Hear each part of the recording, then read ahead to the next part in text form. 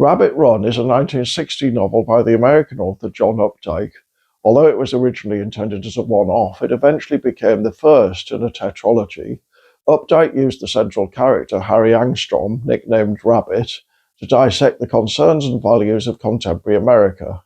The four novels appeared at intervals of a decade, with the final, Rabbit at Rest, appearing in 1990. A short postscript entitled Rabbit Remembered appeared in 2001 concerning events after Harry's death. This review contains spoilers. Rabbit Run is set at the end of the 1950s in a small town in Pennsylvania.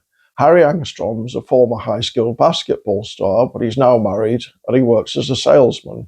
His wife Janice is pregnant with their first child. Dissatisfied with his life and convinced there must be something more, Harry gets in his car and leaves. But realizing he doesn't have a satisfactory plan, he double backs and goes to see his old basketball coach, who introduces him to a part-time prostitute called Ruth, into whose apartment he quickly moves. He then finds out that Ruth once had a relationship with his high school enemy, so he moves back in with Janice, who's given birth to a daughter. Harry then gets his wife drunk and tries to have sex with her, then leaves her again when she becomes distraught, intending to move back in with Ruth. In response, Janice gets properly drunk and accidentally drowns their newborn. Meanwhile, Ruth reveals that she's pregnant with Harry's child. Nevertheless, Harry returns to Janice. And that's it. Most readers will probably come away from Rabbit Run with the impression that it's a stellar piece of writing about someone who simply isn't worth writing about. Harry Angstrom's self-centered, boorish, misogynistic, and callous, if anything, is an object lesson in how not to live, and some people might say the lesson's too long. Arguably, however, in terms of its subject matter, Rabbit Run is the most modern of all novels and deals with a problem we've yet to solve.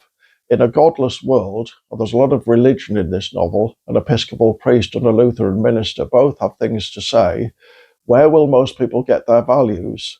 Not where should they, but where will they?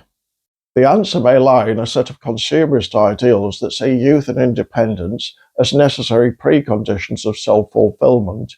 The aim of life is to have a good time. Harry Angstrom was a high-skilled celebrity, but now he's going nowhere. All other material factors being equal, the young are probably better able to have a good time than the old. His solution, therefore, consists in rewinding.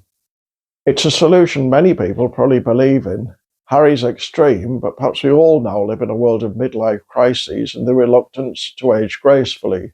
Certain forms of anti-establishment individualism may even exacerbate the problem. One of Updike's targets in Rabbit Run was Jack Kerouac's On the Road. I resented its apparent instruction to cut loose, he tells us. Rabbit Run was intended as a realistic demonstration of what happens when a young American family man goes on the road. The people left behind get hurt.